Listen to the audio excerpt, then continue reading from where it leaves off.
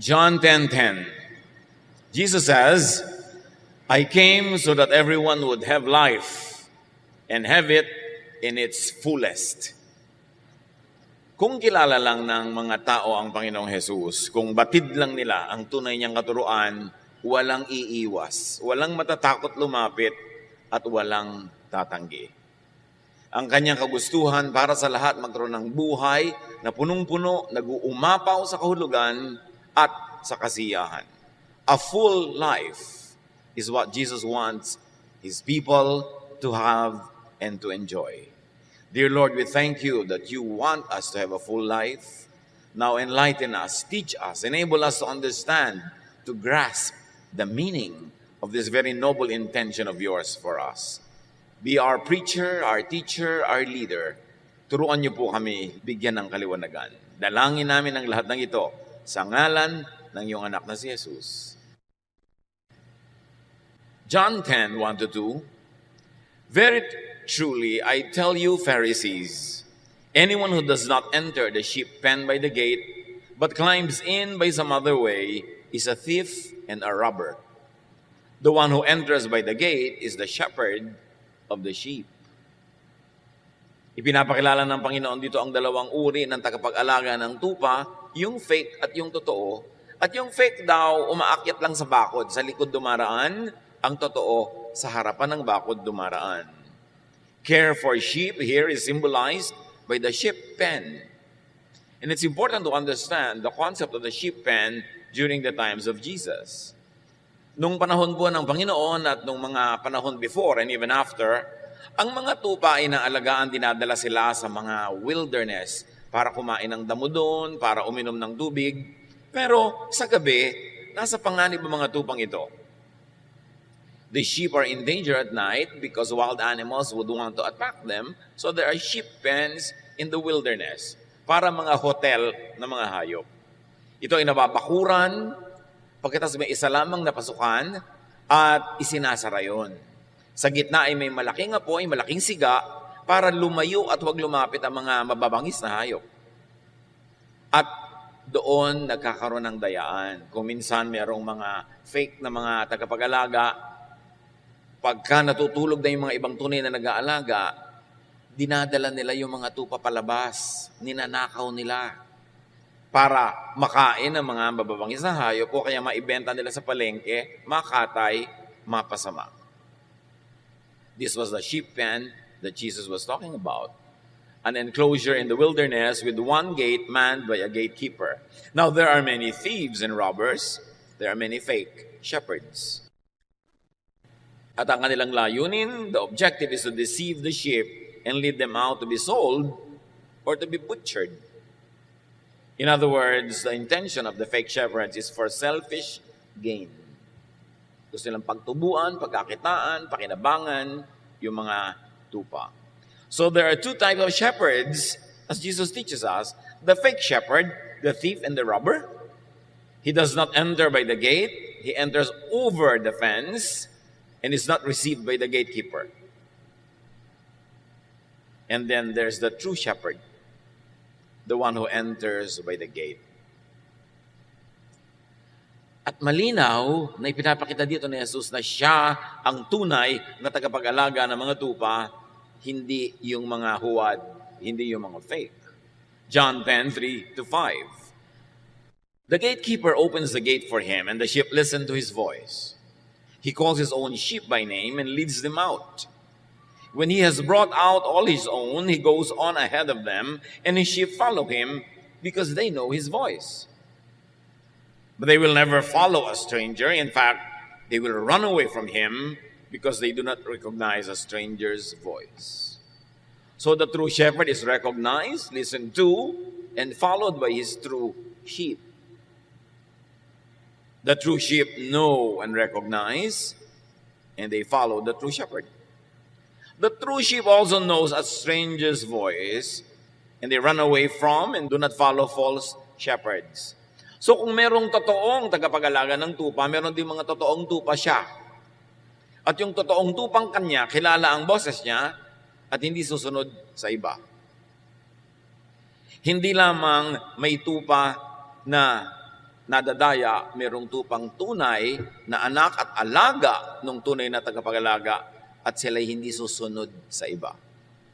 Immediately, we recognize that there are really true believers in Jesus, and the true believers in Jesus will not be deceived by the voice of false shepherds.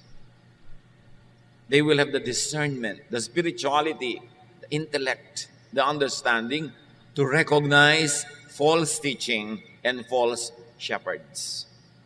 Meron silang niloloob, meron silang iniisip na hindi kayang dayain ng mga magagaling magsalita, ng mga magagaling magturo, dahil sa loob-loob lang nila, nadadama nila kung ano ang dapat nilang sundan at ang hindi. So the true sheep follow the true shepherd, and the true shepherd and the true sheep can be known. Kaya magtataka ka, bakit naman sobrang-sobrang ang linaw-linaw naman, ang dadaya na yung isang katuruan, may sumusunod pa. Hindi sila yung true sheep. Nakikinig sila sa mga kabalbalan ng mga false shepherds. John 10:6, Jesus used this figure of speech, but the Pharisees did not understand what he was telling them. Tulad ng madalas gawin ni Jesus, siya ay nagsalita sa talinghaga, kausap niya yung mga pariseo, yung mga religious leaders, pero gaya ng dati, hindi naman siya talaga naintindihan. Hindi siya inintindi ng mga kausap niya. So the language and the story was symbolic, but it was not understood, it was not appreciated. John 10:7-9, therefore Jesus said again, very truly I tell you, I am the gate for the sheep. All who have come before me are thieves and robbers, but the sheep have not listened to them. I am the gate. Whoever enters through me will be saved. They will come in and go out and find pasture. Dahil hindi siya naintindihan sa una, inulit ni Jesus ang katuruan at mas nilinaw. Sabi niya, ang totoo, hindi naman mga gate ng mga alagaan at bahay ng hayop ang pinag-uusapan.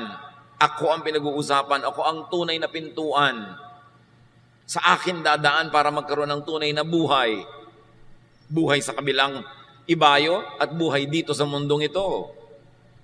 Ako ang dinadaanan para makalabas kayo sa pagkakakulong sa oras na tama na at kayo makakuha ng mga damo, makain ito, mga inumin, mainom ito.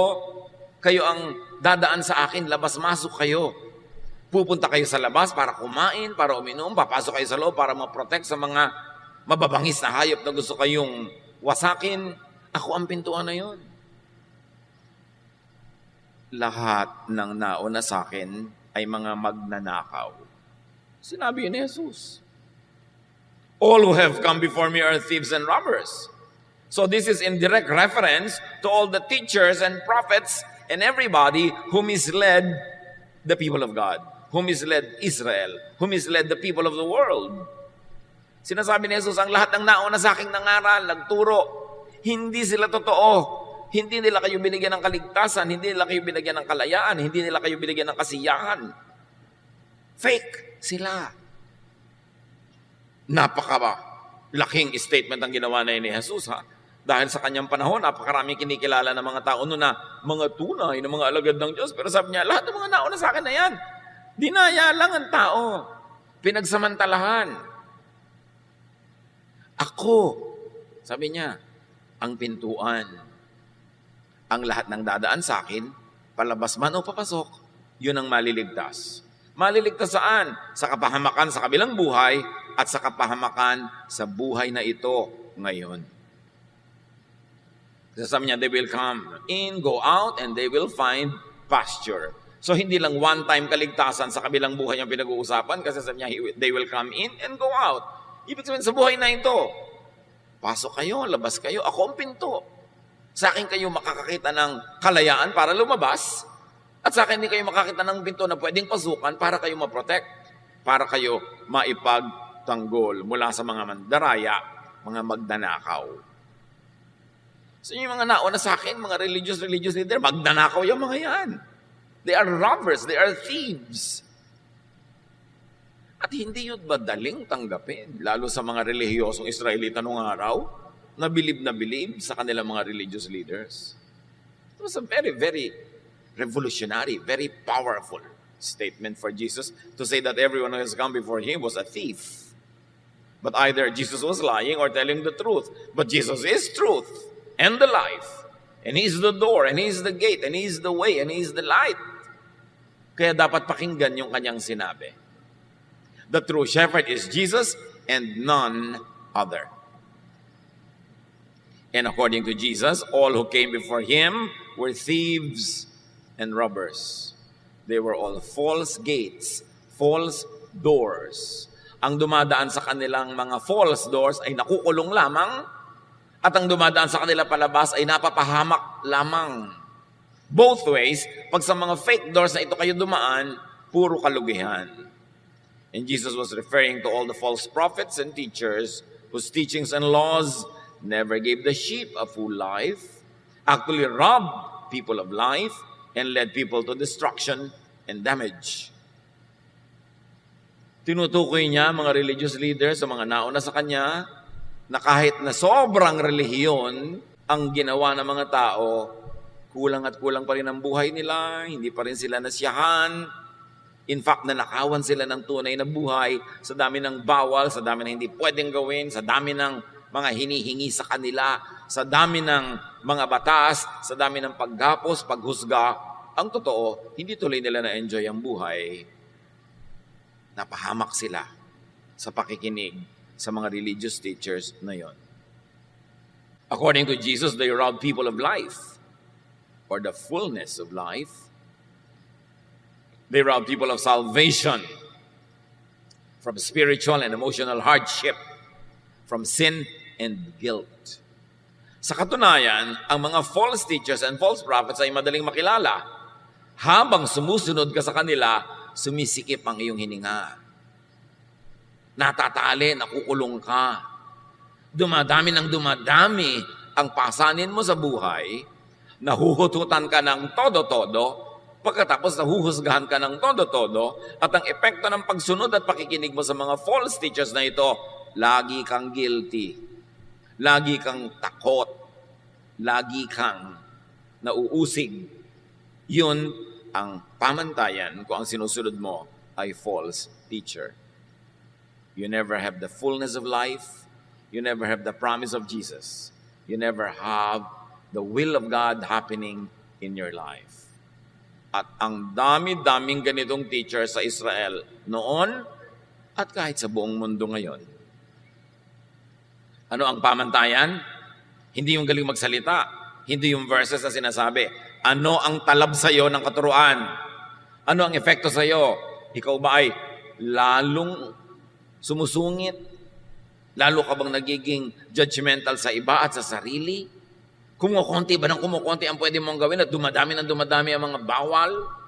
Padami ba ng padami ang hinuhutot sa'yo? Wala nang natira sa'yo? Lagi ka bang napapagalitan, inuusig, at pagkatapos mamamatay ka na lang at lahat, hindi ka pa sure kung talaga pupunta ka sa Diyos? Yun ang effect ng pagsunod sa false shepherds. Ang dami nun. Ezekiel 13:8-9. I'm going to punish those lying prophets for deceiving the people of Israel with false messages. I will turn against them and no longer let them belong to my people. Nakita niyo ang tinutukoy ng Panginoon, ng Diyos? Mga sinungaling, mga bulaang propeta na walang ginagawa kundi dayain ang mga Israelita na sobrang relihiyoso, lugi tuloy. Ng pagiging relihiyoso nila, puro bawal, puro judgment, puro guilt. Mahirap yatang dalhin yung guilt kung lagi ka inuusig. Pero yun ang effect ng ministry ng mga false prophets. At sabi ng Diyos, parurusahan ko kayo mga sinungaling at mga bulaang propeta. Pinapahirap niyo ang buhay ng aking mga anak. Matthew 23:13-14, this will echo in the teachings of Jesus. You Pharisees and teachers of the law of Moses are in for trouble. You're nothing but show-offs. You lock people out of the kingdom of heaven. You won't go in yourselves, and you keep others from going in. So lagot kayo, mga Pariseo, kayo mga guro, tagapagturo ng mga batas ni Moses. Naghihintay sa inyo ang kapahamakan. Puro kayo pasikat. Pinagsasarhan nyo ang mga tao ng pinto ng kalangitan.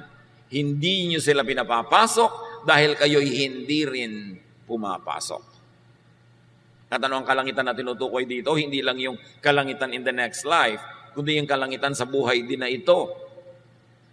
Sabi ko nun, ninanakawan nyo ang mga tao ng saya, ng ligaya, ng kasiyahan, kapayapaan, kapahingahan. Wala kayong ginagawa kundi pagurin sila, pagiltihin sila. Kasi kayo mismo, wala kayo sa kingdom of heaven. So paano kayo makakapagdala sa mga tao sa kingdom of heaven? How can you give what you do not have? So maging si Ezekiel, maging si Jesus, pareho ng sinasabi sa mga teachers of Israel. Napapahamak lang ang sumusunod sa kanila. Mark 7:6-8. Jesus replied, "You are nothing but show-offs." Ang kausap niya, mga religious leaders. The prophet Isaiah was right when he wrote that God had said, "All of you praise me with your words, but you never really think about me. It is useless for you to worship me when you teach rules made up by humans. You disobey God's commands in order to obey what humans have taught." Ang kausap ni Jesus ay hindi yung mga satanista, hindi mga kulto, mga propeta, mga teachers of the law of Moses in the temple. And among those people, sinasabi ni Jesus, pasikat lang kayo, hindi kayo totoo. Tama ang sinabi ng propetang si Isaiah tungkol sa inyo at sa inyong mga ninuno, hindi kayo marapat sumamba sa Diyos. Hindi naman talaga Diyos ang iniisip nyo. Ang mga turo nyo, mga religious turo na invento nyo lang. Mga religious teachings made up and invented by humans to benefit the temple, to benefit religion and the religious leaders, and to continue to oppress and control the people. You are depriving them of heaven in eternity and heaven here on earth. Mga turo lang ng tao ang pinaghihirapan nilang sundin. Galit na galit si Jesus sa mga religious teaching na imbento lang ng tao. Tapos sinasabi, turo yun ng Diyos. Pagkatapos, ang bunga sa mga sumusunod, nasasakal, nasisikipan, nalulunod, nabibigatan, nahihirapan. And possibly, many who came and come after Jesus were and are also thieves and robbers. Hindi lang effective ang sinasabi ni Jesus sa mga teachers before His time, but also very possibly to many teachers after the time of Jesus on earth. In other words, may mga fake shepherds noon at ngayon. At sa buong kasaysayan ng relihiyon. Kaya ang sabi sa Matthew 7:15 ng Panginoon, "Watch out for false prophets. They dress up like sheep, but inside are wolves who have come to attack you." Mag-ingat kayo sa mga bulaang mga guro na nagbabait-baitan, nagbubuti-butihan, pero ang totoo ay sila yung mga mababangis na hayop na naghihintay lang ng pagkakataon para kayo salakayin at sirain. Hindi lang yun noon, hanggang ngayon. In John 10:10, Jesus says, "The thief comes only to steal and kill and destroy. I have come that they may have life and have it to the full." So the effect of the false prophet in believers is that they are stolen from, they are killed and destroyed. Ang buhay nila nawawala ng kulay, ng saya, ng sigla. Pero sabi ni Jesus, alam nyo ang epekto sa inyo kung ako ang tunay nyo sinusunod? Buong-buo ang buhay nyo. Full color. 3D, 4D pa. Masaya, payapa, tahimik. Yan ang talab ng turo ko, ang tunay na prophet, ang tunay na shepherd, sa mga tunay kong sheep na makikinig. So the fake shepherd is a thief who steals, kills, and destroys life with false and oppressive religiosity. Jesus-style spirituality sets free. Pharisee-style religiosity oppresses. So dapat nasusukat mo. Na-oppress ba ako? Nabibigatan ba ako o nagagaanan? Napapalaya ba ako o natatali? Sumasaya ba ako o lumulungkot? Gumagaan ba ang pakiramdam ko o lalong bumibigat habang dumadami ang aking religious activity. Remember, Jesus' listeners were the religious and the Pharisees, not common criminals and not sinners. Ang tinutukoy ni Jesus dito ay mga mukhang tama, mga mukhang relihiyoso, pero sobrang ligaw. Meanwhile, the true shepherd came to give life. Not only life, but full life through correct and liberating spirituality. Remember that the spirituality of Jesus is liberating. Hindi nakakakulong, nakakasakal, kundi nakakapagpalaya, nakakapagpagaan. Because there are two types of shepherds, there are also two types of lives of the sheep. Number one is led by false shepherds. That kind of life is stolen from and robbed of spiritual fullness, of peace and joy, of rest, and of love. Madaling makilala ang mga sumusunod sa false shepherds. Wala silang kapayapaan, wala silang katahimikan, wala silang kapahingahan ng loob, at di sila maibigin. Ang mga sumusunod sa false prophets, sa mga Pharisees, sa mga teachers of the law of Moses, nagiging pintasero at pintasera sa kapwa. Nagiging mapanghusga. Nagiging magagalitin sa lahat ng merong ibang religious opinion. Nagiging mapagmataas dahil sa kanilang paniniwalang sila ay banal. Nagiging mayabang. Those who follow false shepherds become self-righteous, judgmental, strict and unloving, even cruel to others. These are the types who will throw stones of those people who they think commit sin. Meanwhile, Jesus stopped and prevented those people from throwing stones. That is the Jesus style. The style of the law of Moses is throw stones at sinners. The style of Jesus is whoever is sinless, throw the first stone, which really means no one should be throwing stones. Dapat kilala. Ang daming Kristiyano, hindi naman Kristiyano ang asal, Fariseo. Ang daming Kristiyano, ang lifestyle, hindi Kristiyano, Fariseo. Kasi, you will know them by their fruits. Ano ang bunga? So, those that are led by false prophets are damaged and even destroyed. Wala na yatang mas religious pa na bansa kaysa Israel at wala nang mas religious pa na syudad kaysa Jerusalem. Pero minsan, nang naglalakbay si Jesus at sa isang liko ay nakita niya yung lungsod ng Jerusalem sa ibabaw ng bundok. Siya ay nanangis sa lungkot, hindi sa tuwa. Matthew, when he saw the crowds, he felt sorry for them. They were confused and helpless, like sheep without a shepherd. Can you imagine? Matthew 9:36. Nung makita ng Panginoon ng mga tao, napaluha siya, nalungkot siya, naawa siya, dahil sa kabila ng kanilang relihiyon, para sila mga tupang walang tagapag-alaga. Sila yung mga ligaw, sila yung mga kawawa, nasa panganib, mga gutom, uhaw, sa kabila ng kanilang araw-araw na relihiyon. Hindi nadadaan yan sa religion, religious activity, dalas mong magdasal, Bible version. Ang point, pinagaharian ka ba ni Jesus? Siya ba ang tunay mong shepherd? 2 Peter 2:1-3. Sometimes false prophets spoke to the people of Israel. False teachers will also sneak in and speak harmful lies to you.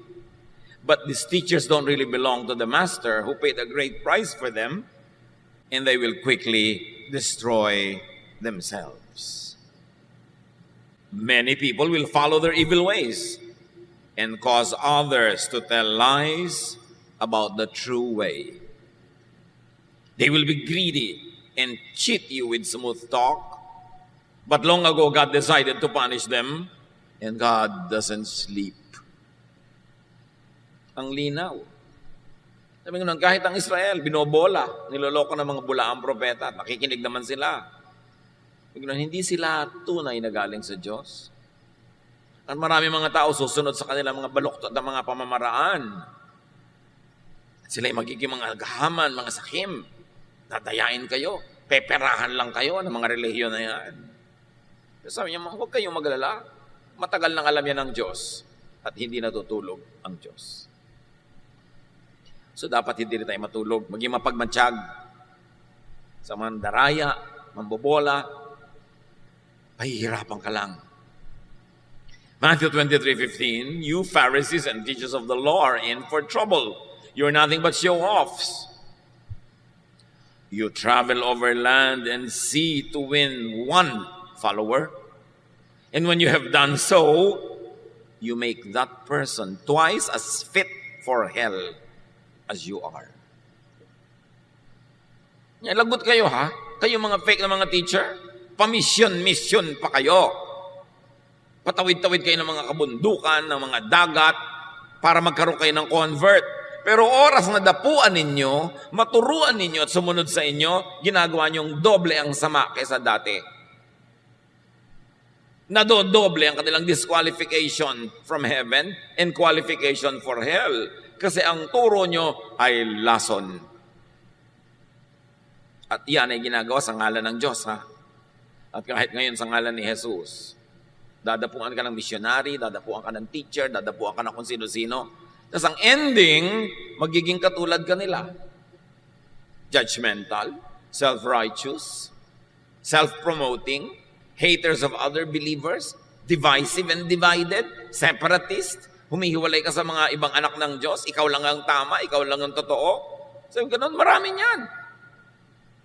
Dati nung hindi ka pa sumusunod sa relihiyon, hindi ka pa relihiyoso, friendly ka sa mga kamag-anak mo, friendly ka sa iba, ngayong nagkaroon ka ng religion, hiwalay ka na ng hiwalay, diyan na judge mo na sila, ni ayaw mong makisama sa kanilang mga gawain.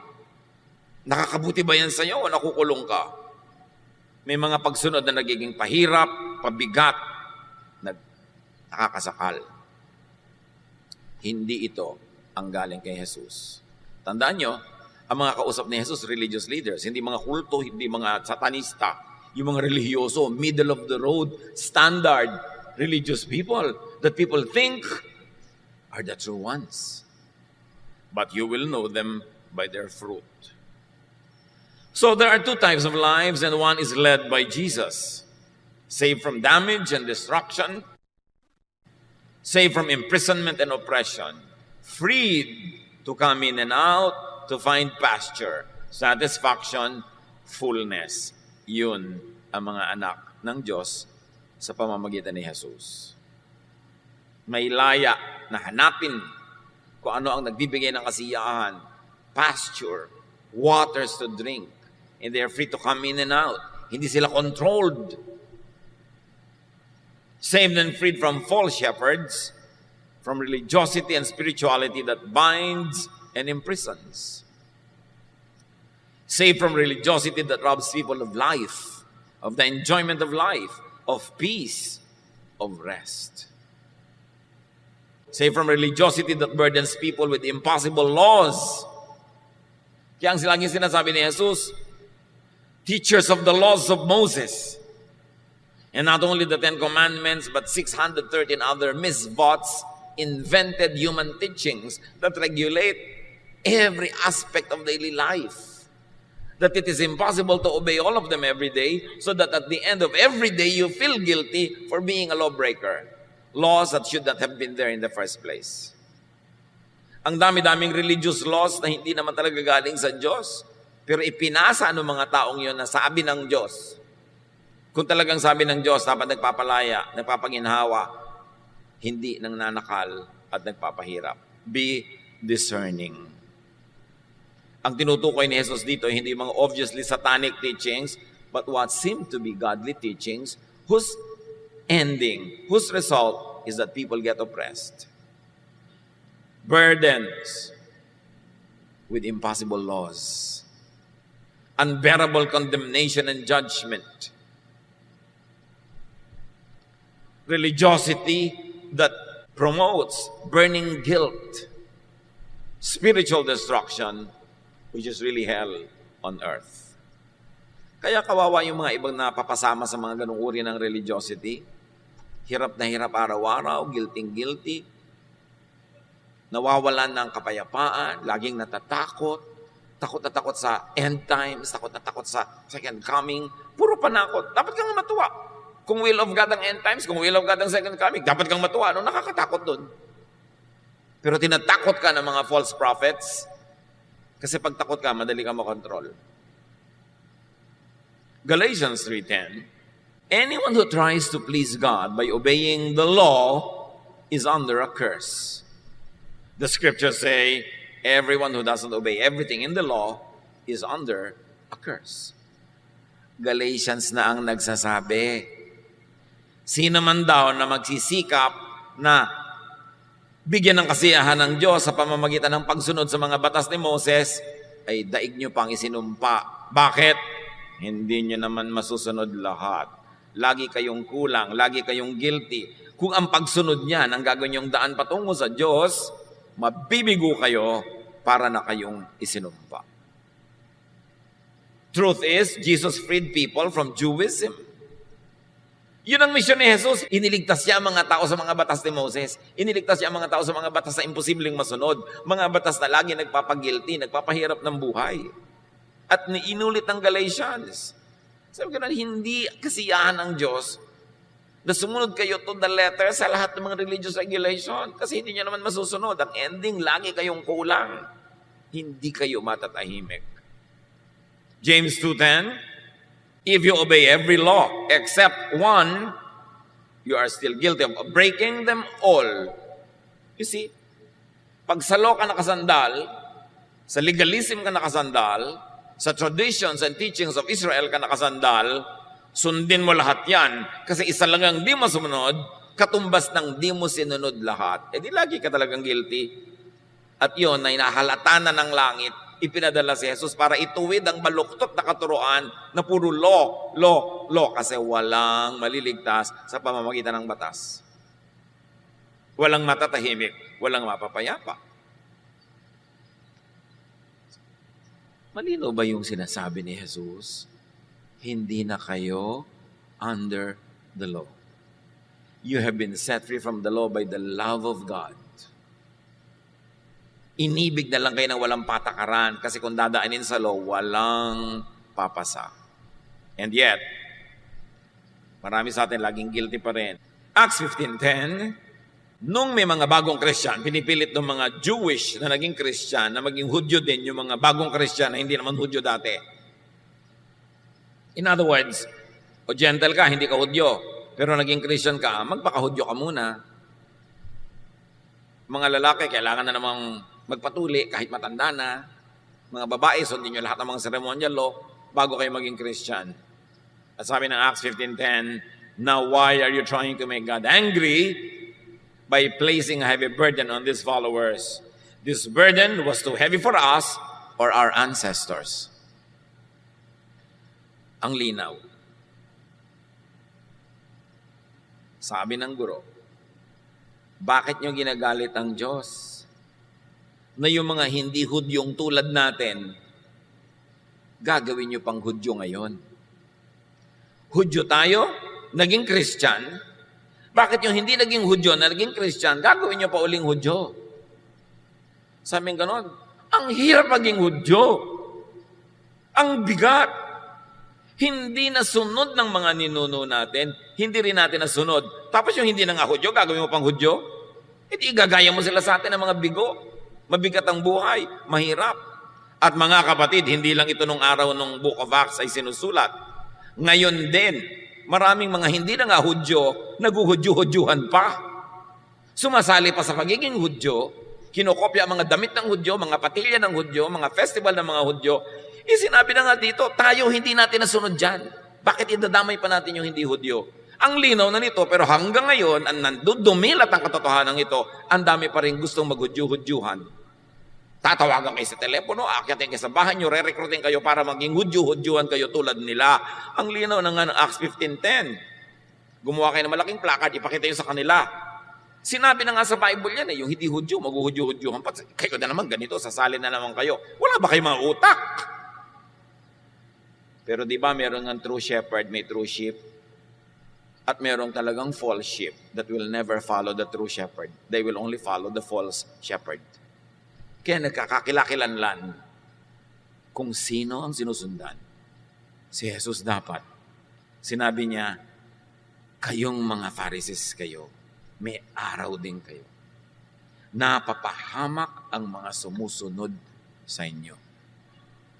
Dumadami ang mga patakaran, dumadami ang mga batas na hindi naman nasusunod, dumadami ang pagkukunwari, ang pagbabalat kayo, dumadami ang guilt.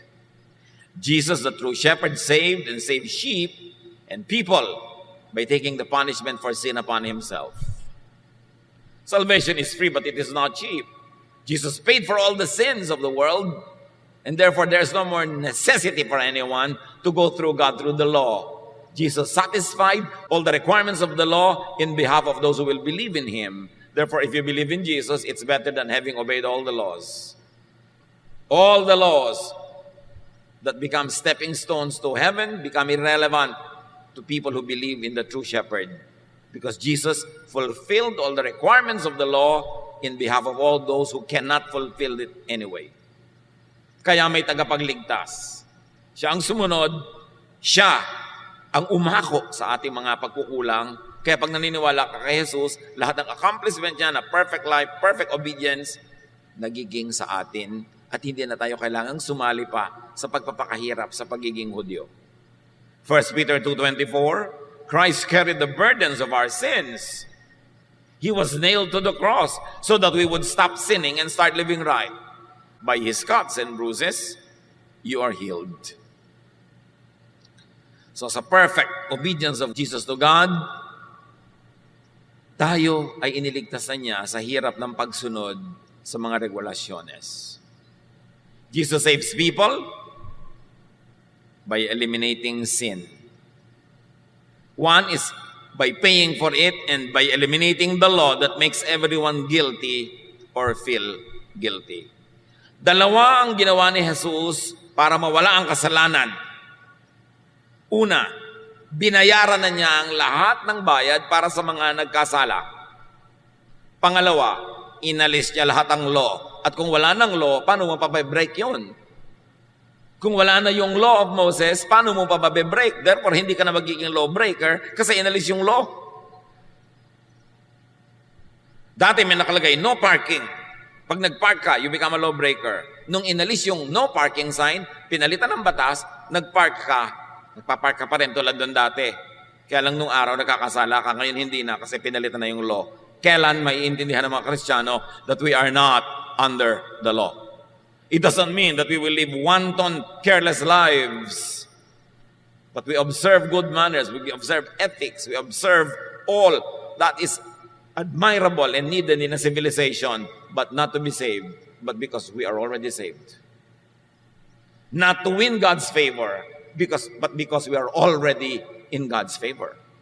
Gumagawa pa rin tayo ng mabuti, iniiwasan pa rin natin paggawa ng masama, pero hindi para tayo tanggapin ng Diyos, kundi dahil natanggap na niya tayo, para naman maganda ang dating.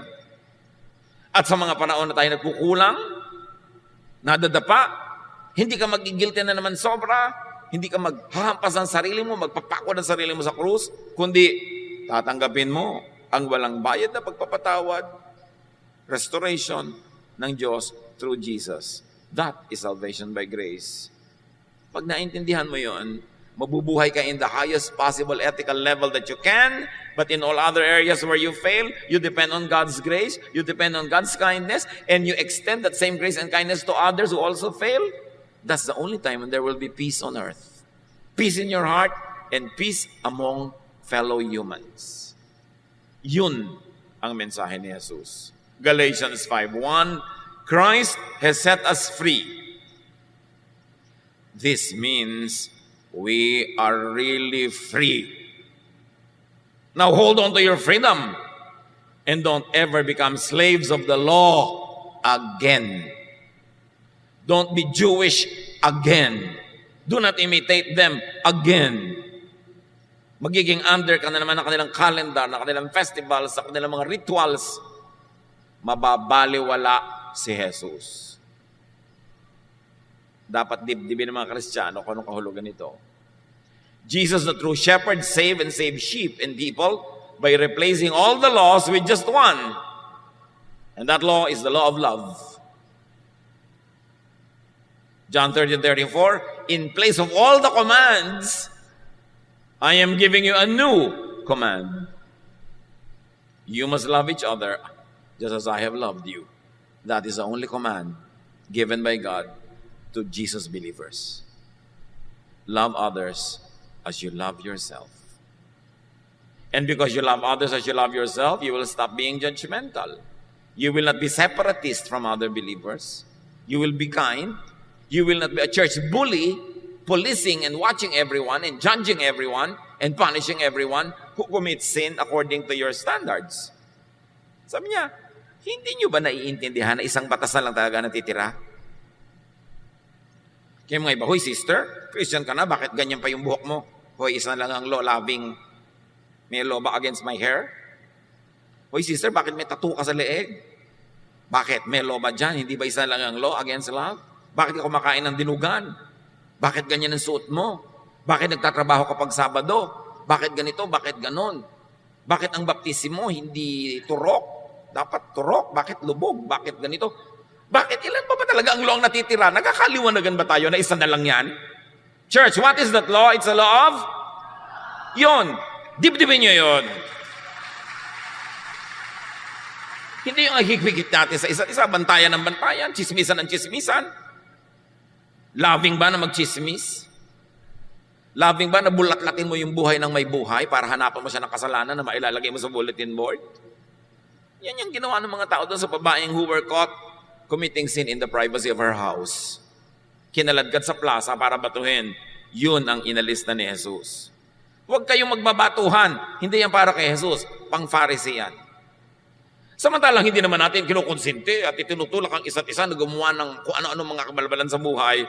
Pero sakaling nangyayari sa kanilang buhay, you extend the hand of love, the hand of forgiveness, the hand of support, the hand of restoration, not the hand of judgment, not the hand of destruction. It is not the hand of Jesus. Dapat nating laging kilalanin, kanino ba talaga ako sumusunod? Sa Pharisee o kay Jesus? And that law of love, which means unconditional forgiveness and acceptance, is applied by God to all believers, to all the true sheep, through Jesus. It is now our compulsion to extend that same law of love to others. John 3:16-18, God loved the people of this world so much that He gave His only Son, so that everyone who has faith in Him will have eternal life and never really die. God did not send His Son into the world to condemn its people. He sent Him to save them. No one who has faith in God's Son will be condemned. And if we can add, no one who has faith in God's Son should condemn others. Do not burn the bridge over which you too must pass. And that is the bridge of love, the bridge of forgiveness, the bridge of unconditional acceptance of others.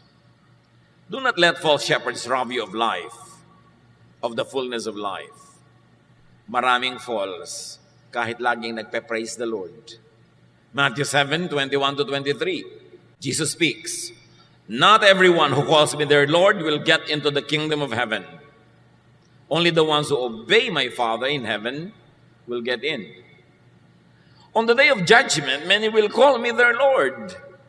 They will say, we preached in your name, and in your name we forced out demons and worked many miracles. But I will tell them, I have nothing to do with you. Get out of my sight, you evil people. Sa araw daw ng paghuhukom, maraming magsasabi kay Jesus, Uy, dapat po kasama kami dyan sa kaligtasan na yan. Sa inyong pangalan kami nangaral. Sa inyong pangalan nagpalayas kami ng mga demonyo. Sa inyong pangalan nag-charity kami. Gumawa kami ng mga kabanalan at kabaitan. Sabihin ni Jesus, hindi ko kang kilala. Umalis-alis kayo sa harap ko. So hindi lahat ng sinasabi ang pangalan ni Jesus, gumagawa naman kung ano-ano sa pangalan ni Jesus, ay tunay nga. Paano malalaman? Ano ang bunga ng turo nila sa tinuturuan nila? Napapalaya ba o nagagapos? Gumagaan ba o bumibigat? Bumabait ba o sumusungit? Doon nagkakakilanlan. Sabi ni Jesus, you will know them by their fruits. Know and avoid false shepherds. Avoid modern-day Pharisees and false prophets who continue to oppress, mislead, rob, and kill sheep in the name of Christ. Huwag padaya. Linawan ang pagmamatsyag. Maging malaya at magpalaya ng iba sa ngalan ni Jesus. Dear Lord, we thank you. Our Father, we thank you because Jesus, your Son, sets us free. Salamat at pinalaya mo na kami sa mga religious laws at isang law na lang natira, the law of love. Turuan niyo kami, Lord, na pairalin din sa aming buhay. Na huwag maging lisensya sa aming gumawa ng mali dahil hindi kami under the law. But because we are under your grace and under your love, lalo kaming mas maging mabait pa, mabuti, mas tama. At sa mga panahon kami nabibigo, nagkukulang, turuan niyo kami na pati mga sarili namin, ipatawarin din namin dahil pinapatawad niyo kami. At turuan niyo kami magpatawad din sa iba. Mga kapatid, pag bulay-bulayan sumandali, ang kahulugan ng lahat ng ito, that we are not under the law, that Jesus wants a full life for us,